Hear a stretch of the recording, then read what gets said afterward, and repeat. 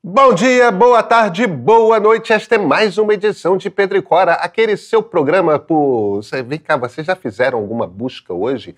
Cuidado, menino, que tem monopólio nessa coisa. Esse rio não tá para peixe. Pedro e Cora, como você sabe, toda terça-feira, toda quinta-feira, no YouTube do Meio, na sua plataforma favorita de podcasts. Eu sou Pedro Duarte. Ao meu lado está minha querida amiga Cora Ronay. Tem monopólio nesse rio, Cora? O Google, né? É. O Google. Logo quem? Logo quem? Bem, a gente já sabia, né? O Google foi condenado pela justiça americana por práticas anticompetitivas. Bem.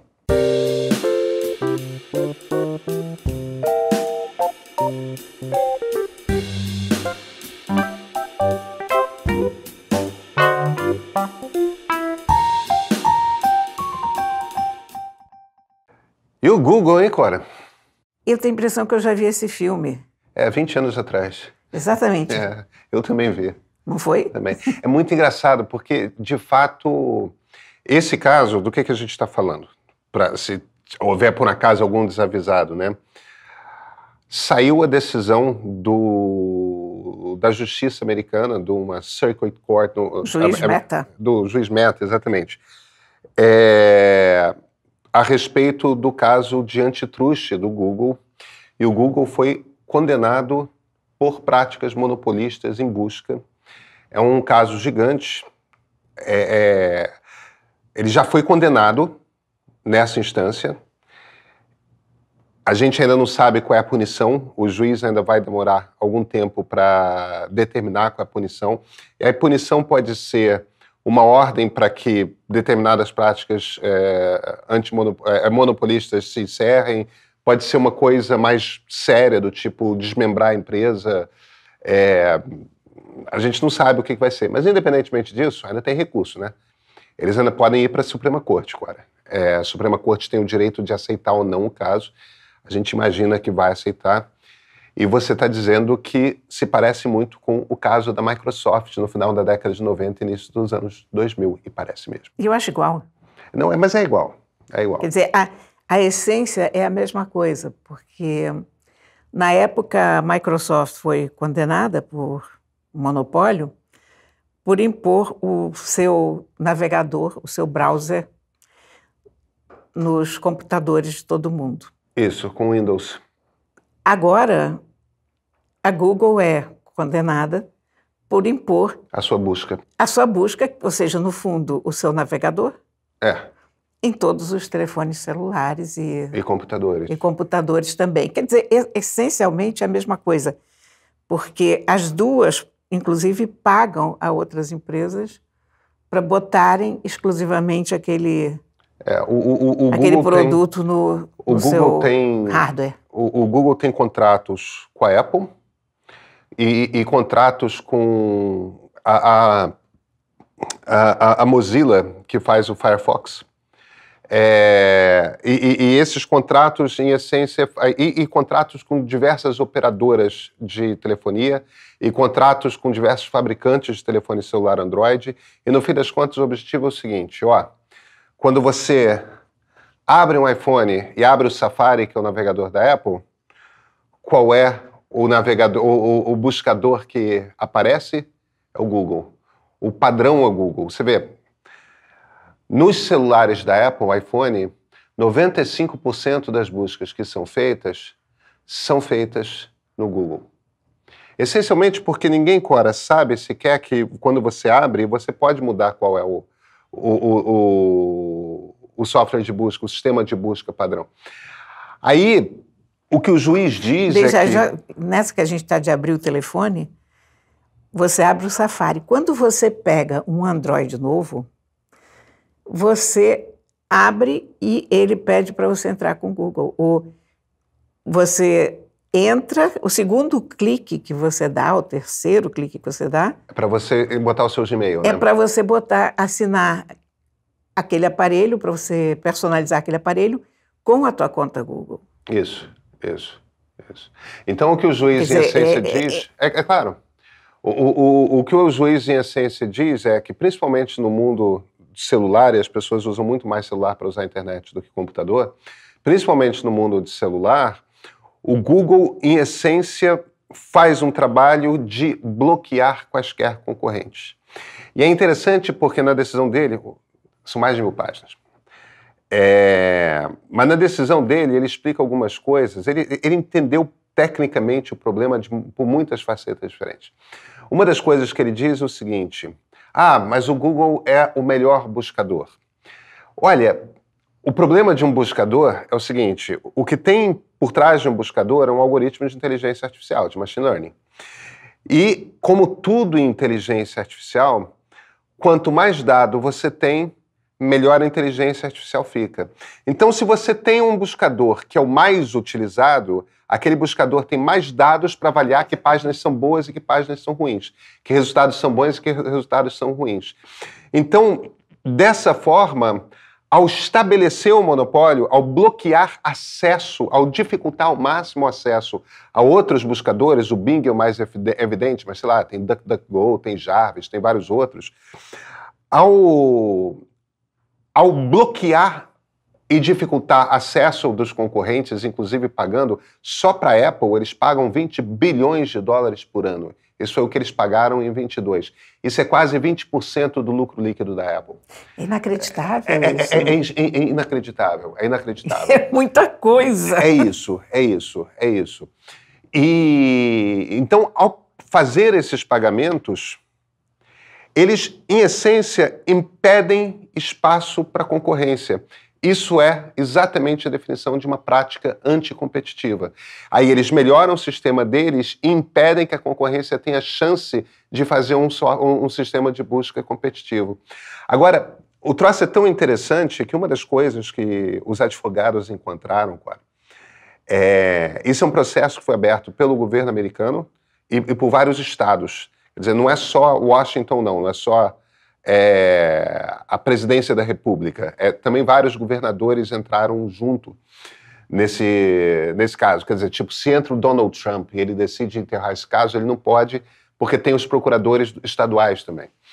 Mas uma das coisas que os advogados do governo descobriram, que os procuradores descobriram, é que o Google fez um estudo interno de o quanto que eles poderiam gastar menos no sistema de busca, tipo, deteriorando a qualidade do sistema de busca para as pessoas não abandonarem. Então o Google sabe que ele pode piorar a busca dele e assim, ainda assim, ele não perde os visitantes, porque em essência ele compra essa audiência. Isso é de um mau caratismo a toda prova, porque não é uma coisa que acontece por acaso, né? Não é um fenômeno natural, não é um crescimento natural, aquela coisa que a gente diz, bom, mas o que eles podem fazer? Eles têm o melhor motor de busca, eles têm o melhor motor de busca porque eles cresceram mais do que todo mundo e por isso o negócio é melhor porque usa mais. Não, quando você tem um departamento da tua empresa dedicado a sacanear a concorrência, isso passa do limite do aceitável. Claro. Quer dizer, aquele negócio de Don't Be Evil, que era o lema do Google, o moto deles era. Não seja mal, da boca para fora, porque isso aí é o departamento do mal. Isso é querer acabar com a concorrência, querer acabar com o ecossistema. E é uma coisa complicada quando a gente chega nesse ponto de discussão, porque é o seguinte, de fato o Google é muito melhor. A gente nem consegue imaginar o que seria um buscador melhor dentro dessa revelação que a gente fica sabendo, que eles não melhoram propositalmente, porque não querem gastar mais dinheiro melhorando um produto. Por que você vai vender uma coisa boa se o cara está levando a coisa ruim, né? Para que você vai se esforçar? É todo o contrário do que a gente imagina que deve ser uma prática saudável, mas, ao mesmo tempo, a gente está viciado no Google. Quer dizer, para você romper esse monopólio do Google, não adianta só você botar os outros buscadores na tela ou não botar o Google em evidência. Você vai ter que fazer com que as pessoas saibam disso e voluntariamente queiram abrir mão do Google em função dos outros, coisa que a gente sabe que não vai acontecer. Que não vai acontecer, exatamente. Que eu vou fazer isso aqui em protesto, você vai fazer isso em protesto e, não vai acontecer porque, no fundo, a ferramenta que mais usuários têm é melhor. Isso é uma coisa curiosa, sabe, Cora? Eles tiveram acesso ao contrato do Google com a Apple, né? É um contrato que foi celebrado em 2016, foi renovado em 2021, dura até 2025. A Apple unilateralmente pode estender mais 2 anos e os dois podem estender o mesmo contrato até 2030. Uma das cláusulas do contrato é o seguinte: as duas partes se veem obrigadas a defender o contrato. Ou seja, a Apple foi lá, testemunhou, dizendo que por nenhum dinheiro do mundo eles adotariam o Bing na plataforma deles, e eles, por contrato, são obrigados a defender, fazer exatamente isso. Dizer que, não, a gente por acaso ganha 20 bilhões de dólares do Google, isso é 18% do nosso lucro líquido anual, mas a gente não aceitaria dinheiro nenhum da Microsoft. Tipo... porque eles dizem que o Bing é ruim. Mas aí é justamente esse problema, que é a coisa que o juiz observou e que a gente está falando, né? A grande questão é que... É a síndrome de Tostines. Exatamente. A partir do momento que você impede que as pessoas usem um determinado serviço baseado em inteligência artificial, aquele serviço, por ser usado, será pior. Se fosse muito usado, seria paulatinamente melhor. Então, a gente tem literalmente um problema de... existe dano feito à livre concorrência. E aí eu acho que tem um ponto interessante de fazer, que é o seguinte, que às vezes as pessoas se viram e meio ingenuamente vem com aquela coisa, mas e o livre mercado? O Google não está pagando, a Apple está aceitando, por que não pode? Os Estados Unidos têm, desde o início do século XX, 1905, 1906, uma legislação antitruste forte, é o Sherman Act.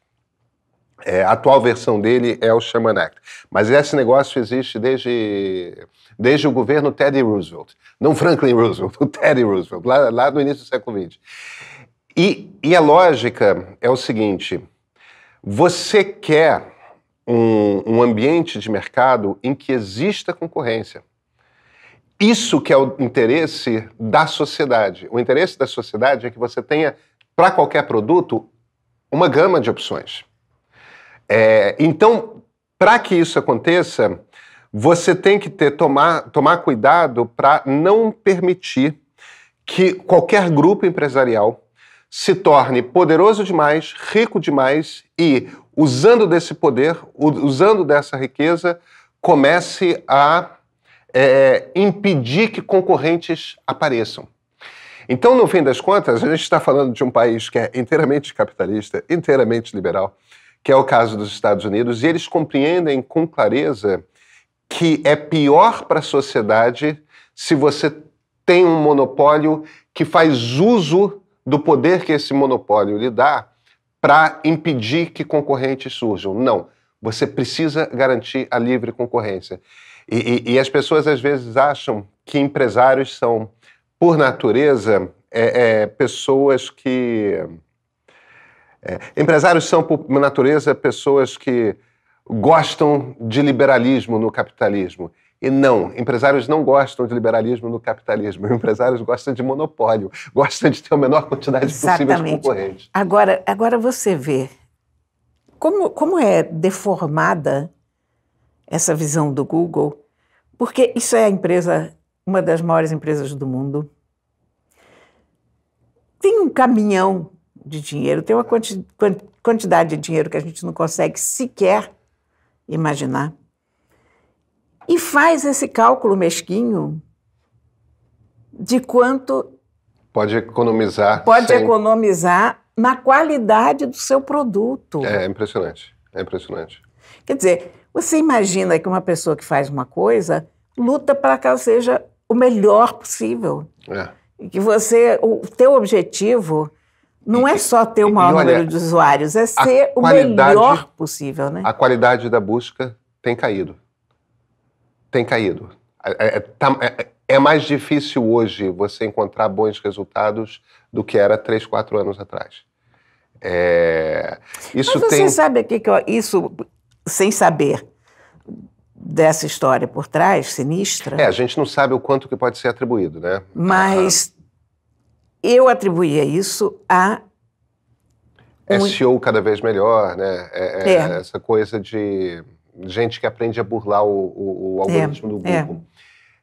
Isso certamente existe e está cada vez mais difícil para o Google conseguir combater aqueles que burlam o algoritmo para aparecer melhor.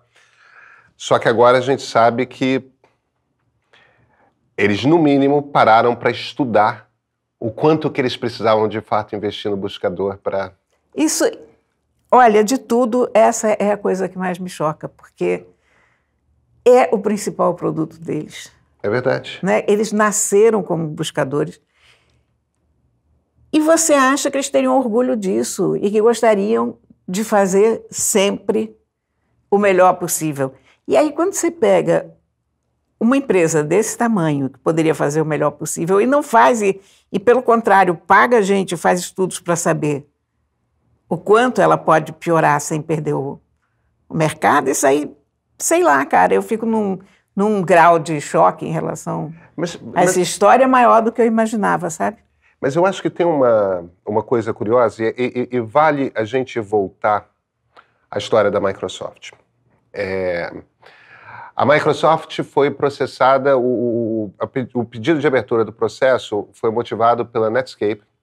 A Netscape era o browser que todo mundo usava, aí a Microsoft começou a dificultar. A Microsoft literalmente botava coisa no Windows para fazer com que o Netscape funcionasse pior do que era um troço assim bizarro, o tipo de tática que a Microsoft usava para... Eram todas as armas do mal. Não, eram todas as armas do mal. Mas não havia essa ideia de fazer a sua ferramenta pior, o seu navegador pior. Não havia. Ele era pior por natureza. Ele era pior, exatamente. Ele era pior porque a Microsoft demorou muito a entender o que era a internet. Muito, demais. Eles acharam que iam fechar, né? Era pior porque era pior mesmo, quer dizer, porque eles não sabiam com o que eles estavam mexendo. Realmente não. Foi a grande comida de mosca da Microsoft. Até inacreditável para quem acompanhava a empresa naqueles anos, porque era tão óbvio que a internet ia explodir, mas o Bill Gates achava que não, que era uma coisa que ficaria restrita às universidades, ao ambiente acadêmico, e deixou passar. Claro, depois começou a correr atrás do prejuízo, mas não conseguiu fazer. Usando todas as armas que o monopólio do sistema operacional lhe garantia. Mas tem uma coisa interessante que é o seguinte, a Microsoft perdeu na primeira instância, foi condenada, aí foi para a Suprema Corte. E a Suprema Corte, isso não lembro o ano, 2001, 2002, a Suprema Corte concordou com a instância anterior de que a Microsoft, de fato, tinha usado força monopolista para bloquear acesso à concorrência. Só que o problema é o seguinte, foi um caso de 5, 6 anos e a Microsoft ficou tão obcecada, tão fechada em lutar aquele caso, que quando o caso chegou à Suprema Corte e foi julgado pela Suprema Corte, o Google já tinha estourado, a Amazon já tinha estourado e já tinha ficado irrelevante qual é o sistema operacional que você usa no seu computador. Porque a partir daquele momento, todos os computadores começaram a ser percebidos como máquinas de acessar a internet. Então, aquela coisa daquele poder, o Firefox começou a crescer, outros browsers, acho que o Safari já tinha surgido também, outros browsers começaram a aparecer, passaram o Internet Explorer, quer dizer, no fim das contas, a Microsoft ficou tão distraída com sobreviver ao processo antitruste, que quando acabou o negócio, a empresa estava absolutamente desgastada e a empresa tinha perdido toda a corrida da internet. Quer dizer, então a Suprema Corte falou, de fato, eles fizeram, mas não há mais por que punir, Porque o problema está resolvido. O problema se resolveu com o tempo. O problema se resolveu ao longo do tempo do julgamento. Então, você vê, a OpenAI, nesse fim de semana, anunciou que vai botar no ar o SearchGPT. Olha, deixa eu te dizer, eu usei, nos últimos dias, quando eu tenho usado o ChatGPT, ele está dando 2, 3, 4 links. Ele está começando a dar links. Em todas as buscas. Todas as perguntas, nem buscas, mas todas as perguntas que eu fiz, toda consulta que eu fiz, qualquer que fosse, ele trazia 2 ou 3 links. Pois é, isso, Cora, é interessante porque, enfim, esse caso vai para a Suprema Corte possivelmente, vai demorar mais uns 2 anos para ser julgado, aí vai ser julgado. E eu me pergunto se não pode acontecer a mesma coisa que aconteceu com a Microsoft. A gente já está usando buscas de inteligência artificial generativa em que a gente não faz mais uma busca. O que o SearchGPT vai fazer? É mais ou menos isso que você descreveu. Você, ao invés de fazer uma busca, você faz uma pergunta. Porque, em geral, quando a gente faz uma busca, o que a gente quer, na verdade, é responder uma pergunta. Exatamente. Né? E o SearchGPT responde aquela pergunta, só que responde aquela pergunta dando o link de onde ele tirou cada informação. Aí, se você tiver outra pergunta, você começa a ter um diálogo com ele. Então, em vez de ser uma busca que dá aquela lista de links, não. Ele te dá um texto com a resposta da pergunta que você fez e estão ali os links para você seguir. Talvez, e eu não estou dizendo o que vai acontecer, a gente não sabe o que vai acontecer nos próximos anos, quando o processo chegar na Suprema Corte, a Suprema Corte talvez concorde que, de fato, o Google fez uso de práticas antimonopolistas, mas o problema já está resolvido. Práticas monopolistas. Então, práticas não competitivas. É isso. Práticas monopolistas, exatamente. Olha, eu só vou fechar isso aqui acrescentando uma coisa que eu tenho adorado no ChatGPT. Eu estou para falar isso há várias semanas, porque cada vez que você faz uma pergunta matemática, de cunho matemático para ele, cotação do dólar, quantos dias tem em 5 anos, qualquer pergunta que envolva números, ele te explica como se chega à conclusão. É verdade. Sempre que eu publico alguma coisa no Instagram, eu vou de vez em quando, eu entro ali nos insights para ver quantas pessoas estão vendo e tal. Aí eu faço capturas de tela das 3 telas de insight e eu tenho um diálogo aberto no ChatGPT e me faz uma análise de como está indo, sei lá, esse meu post aqui. E ele faz. E como eu vou atualizando todo dia, eu boto, durante uns 4 ou 5 dias eu boto, ele vai atualizando. E aí quando eu peço para ele comparar o que vai melhor, o que vai pior, qual é a sua hipótese e tudo mais, ele começa a fazer conta e ele faz exatamente isso, fazendo análise de resultado. Uma maravilha porque não precisa digitar número, né? Eu simplesmente faço o upload da captura de tela do negócio. Mas ele mostra todas as contas. Olha, se você compara por view, você tem tantos minutos, isso faz uma média de não sei das quantas e tal. É super interessante ele explicar como ele pensa. Eu tenho gostado demais de ver isso. É super legal mesmo. Muito. Útil. Cora, a gente se encontra na terça, né? Sim, senhor. Então até terça-feira. Existem os leitores do meio, os fãs do meio e os pioneiros do meio. Estes últimos não foram os primeiros a chegar, mas têm um lugar especial no nosso coração. Participam com a gente de um grupo de Zap, dão ideias de pautas e projetos e recebem nossas novidades em primeira mão. E cá entre nós é muito fácil participar dele.